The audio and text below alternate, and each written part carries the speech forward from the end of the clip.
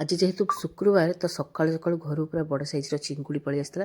कहले आज टिके ताको बढ़िया से झोल बना झोल माने ताको मसला दिज्व ता सहित सोरिष बटण ता सहित आंबुल तरकारीटा तो पूरा जबरदस्त हम ता सहित गरम गरम भात शीत दिन पूरा थाली हो सफा। तो चलते आज चिंगुड़ी तरकारीटा बनइबा। तो प्रथम चिंगुड़ी की भल भाव पूरा क्लीन कराला करके हलदी लुण गोड़े किछ समय रखिनेली। ता भीतर गाँ भितर को आसला शुखुआ वाला आसला मैंने तो सबू भेराइटर शुखुआ ये रखा। तो जेहेतु ए शीत दिन आम सब शुखुआ को बढ़िया से सुखे देकी डब्बा रखियो।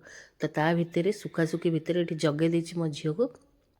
तो ये चुली लगेदेली चुली लगे देकी शीत दिन जेहेतु चुली रे तो रोषे कर बहुत ही बढ़िया लगे। घर भितर बिल्कुल भी इच्छा नुह गैस रे रोषे करने।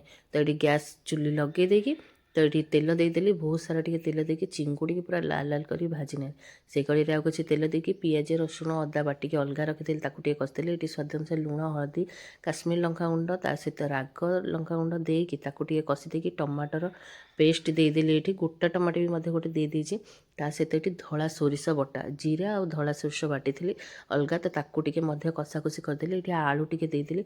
आलू तो आमर प्रधान जहाँ को कहती सबू जिनस आलू टे न पड़े बिल्कुल भी भल लगे।